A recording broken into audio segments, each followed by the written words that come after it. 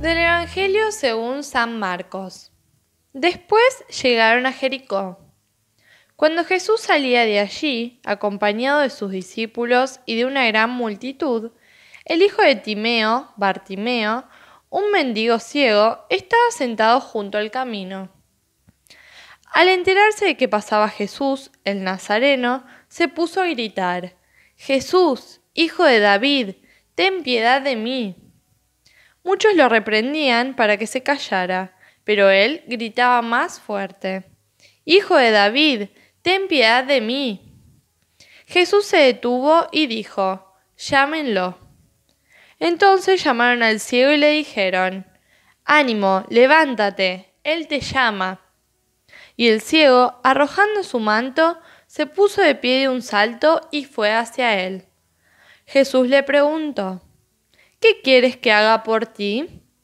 Él le respondió: «Maestro, que yo pueda ver». Jesús le dijo: «Vete, tu fe te ha salvado». Enseguida comenzó a ver y lo siguió por el camino. Hola amigos y amigas, uno de los atributos de Dios es que Dios es todopoderoso, solemos decirlo siempre, el Pantocrátor en griego. Más que pensar en un Dios que puede hacer lo que quiera, que puede hacerlo todo, hasta un círculo cuadrado, me gusta pensar en un Dios que conduce la historia, dándole un sentido. Un Dios que trabaja con cada uno de nosotros, ayudándonos a buscar y encontrar la luz y el sentido de la vida.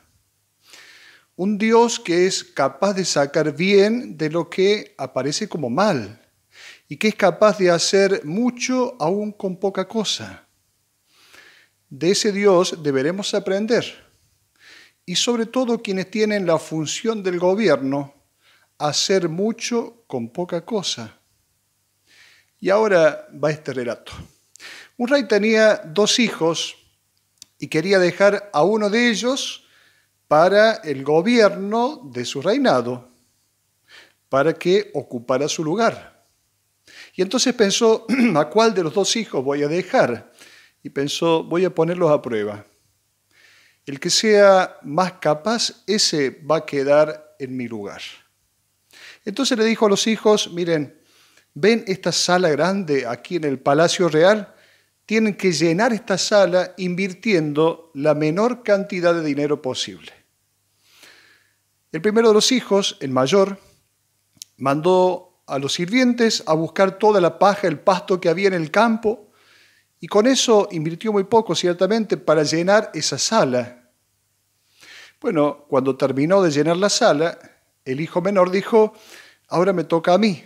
Entonces dijo a los sirvientes: cierren todas las ventanas de esta sala.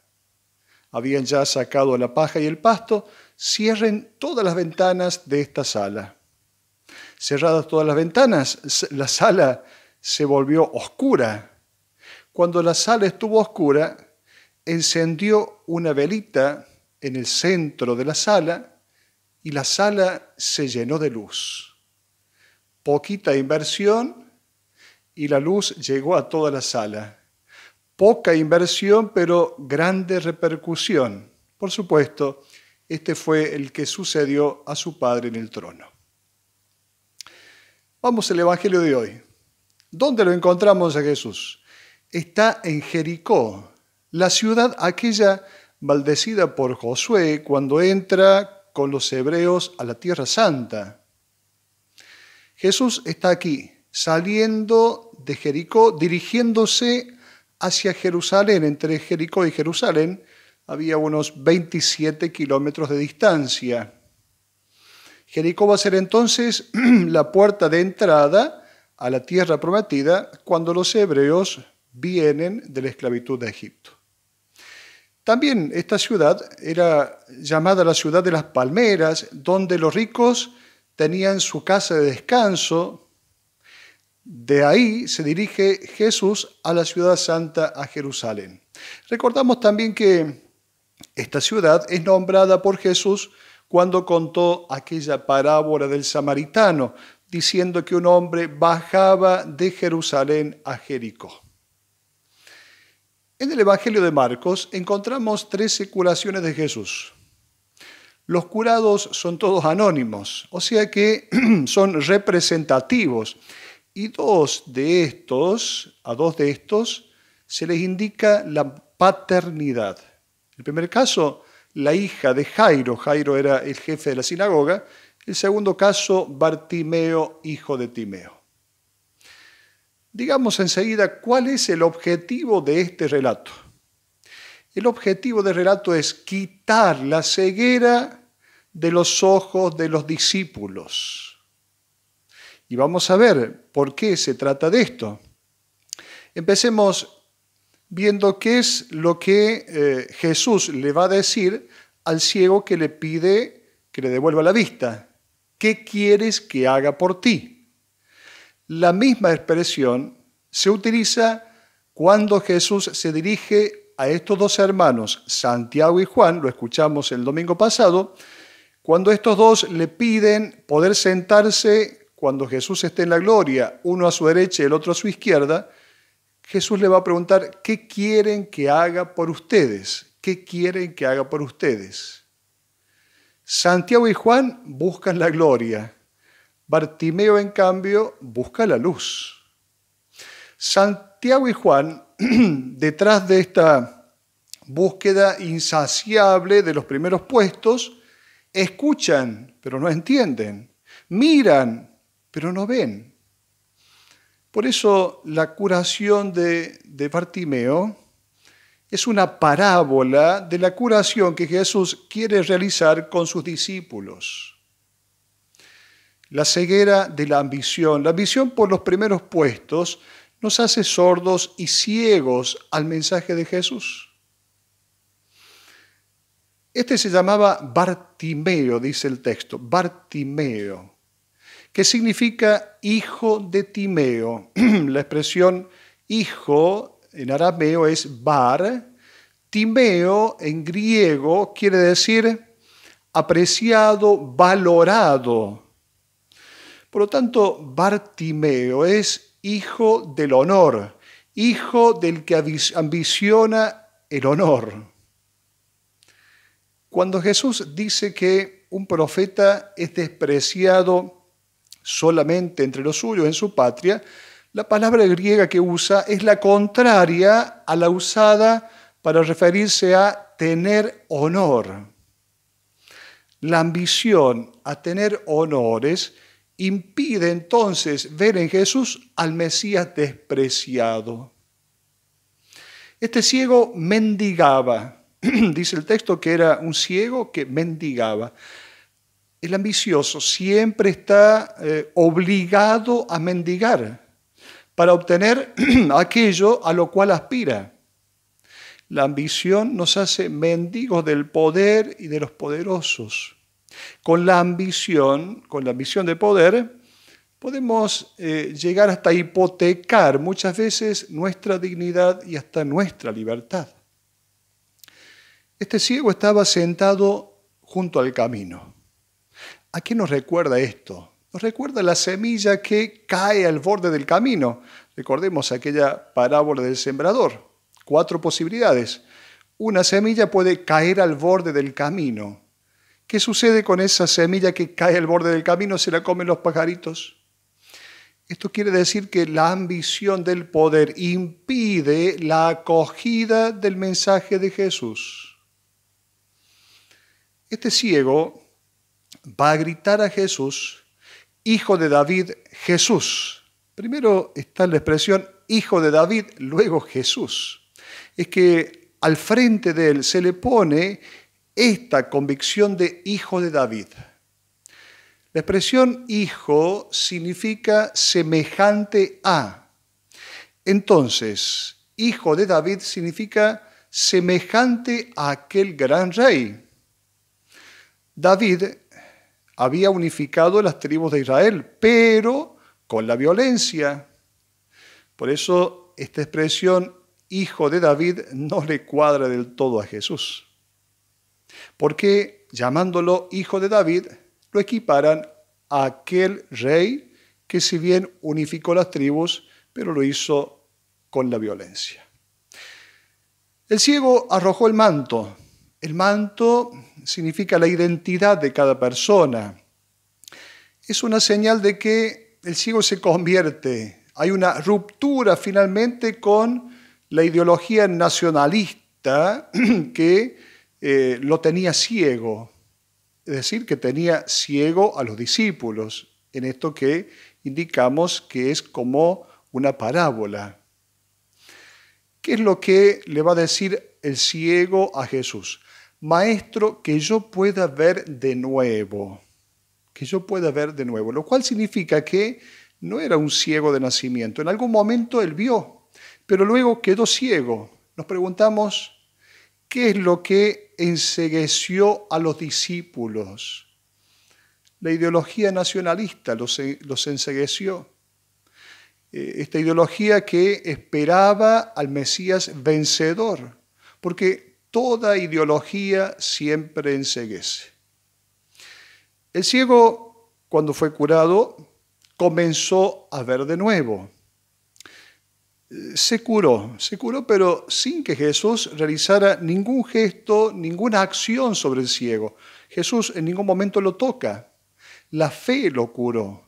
La fe como una respuesta al amor de Dios, esto fue lo que lo curó al ciego. Y el texto dice que luego lo sigue por el camino. Los primeros cristianos eran llamados así, los del camino. Este ciego ya no está junto al camino, sino que sigue a Jesús en el camino. Acepta seguir a Jesús, que va a Jerusalén, donde dará su vida por amor. Bien, hasta aquí la interpretación del texto, teniendo como clave de lectura el episodio de Santiago y de Juan que buscaban el poder. Pero también podemos abordar este texto haciendo otras lecturas. Veamos dos posturas de quienes estaban cerca del ciego. Unos que lo reprenden, otros que lo alientan. Los reprendían para que se callara. Son esas voces que muchas veces están alrededor nuestro. Esas voces que nos dicen, no podés, no servís, no sabés, no lo intentés, no vale la pena, no sirve para nada. ¿Cuál debe ser la actitud aquí? La actitud nuestra debe ser la de oído sordo. Cuentan que una vez había una carrera de ranas. Todas las ranas tenían que pasar diversos obstáculos y las ranas espectadoras les gritaban a las ranas que no iban a poder, que no iban a llegar, que no iban a cruzar ese obstáculo. Finalmente ganó una ranita. ¿Cuál ranita ganó?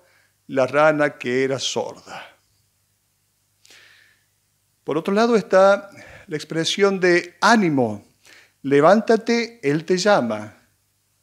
El libro de los Proverbios, en el capítulo 12, nos dice, la ansiedad en el corazón del hombre lo deprime, pero la buena palabra lo alegra. Hay muchas formas de animar. Cuando yo le digo a alguien, rezo por vos, orar por alguien, es una manera de amarlo. Luego con nuestras palabras, con un llamado telefónico, con un mensaje de WhatsApp, tener gestos de cercanía, un regalo que no necesariamente tiene que ser caro, un acto de servicio, llevarle alguna comida a alguien, ofrecer el cuidado de los hijos a una pareja para que puedan salir en una cita, visitar a un anciano, una anciana, limpiar la casa de un enfermo o de una mamá que tiene varios niños, son gestos que animan. Y por último, vamos a animarnos a una tercera lectura desde la clave espiritual de este texto. Ante el ciego que pide, aquí hay una actitud de oración. ¿Pide qué cosa? Pide la iluminación. Cuando nosotros oramos, podemos tener voces externas o internas, voces de todos lados, que nos dicen, no vale la pena hacer oración. Pero el ciego no se resigna de estar al margen de la vida. La fuerza de la oración es el deseo de vivir en plenitud. La oración nos pone frente a la necesidad de desear lo más profundo, no lo momentáneo, lo pasajero, lo superficial, no, lo más profundo. El ciego no le pide a Jesús una limosna, le pide la vista, le pide la luz. La oración del ciego pide a Jesús la luz.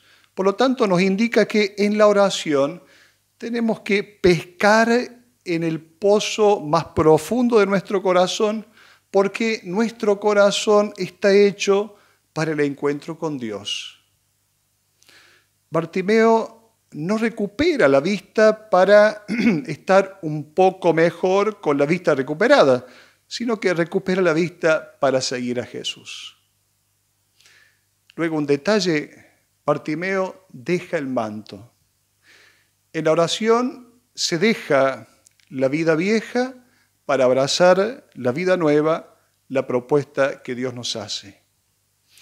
El ciego de Jericó ora porque no se resigna a vivir en la mediocridad en la cual lo tiene la ceguera.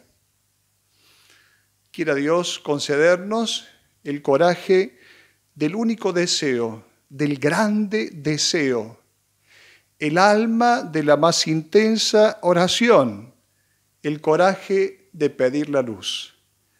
Eso nos basta. Hasta la próxima.